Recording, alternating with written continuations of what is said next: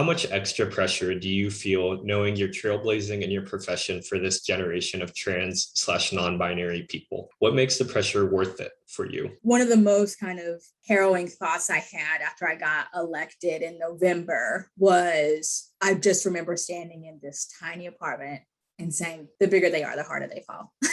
And for me, it was jarring because Little Maury was really kind of peeking through in the sense that I don't ever, as a community organizer, my job is to continuously work myself out of a job. I want to make sure that communities, like the knowledge to be able to community organize is not something that should be kept a secret, right? And so I want to make sure I'm continuously sharing that knowledge, right? And continuously empowering people to run for office, right? Continuously empowering people to work themselves up in whatever field they're in, right? So that way we have equitable representation that understands, right, what the least of these are going through, right? That those parts are woven into the fabric of our institutions. And so I remember standing here and saying like, oh my God, right? Like, I don't ever want to do my community disservice. I don't ever want to get it wrong. And that's unrealistic, right? Because our communities are growing and changing. We are growing and changing in the way that we care for ourselves and our communities, the way that we show up must continuously learn and grow and change too. That representation aspect, right? The amount of young Muslims, older Muslims, queer folks,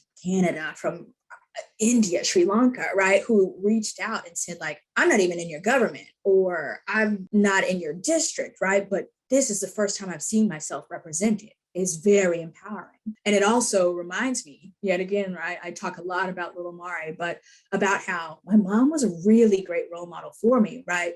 But she has never experienced what I've experienced, right? And she will never have to experience what I've experienced in some aspects. And so to be the role model that I needed when I was a kid is very, very empowering for myself. And when I walk down the street and there are kids, like there's this kid, Avery, who is always like, oh, hey, Maury, like 14 years old, made phone calls on the campaign, like those things, right? To be able to create something so beautiful, to create a deep grassroots movement that really spanned the US and in some places outside of the US is empowering, right? To be the representation I needed as a kid is empowering and really helps me to continue to show up. So thank you so much for that question.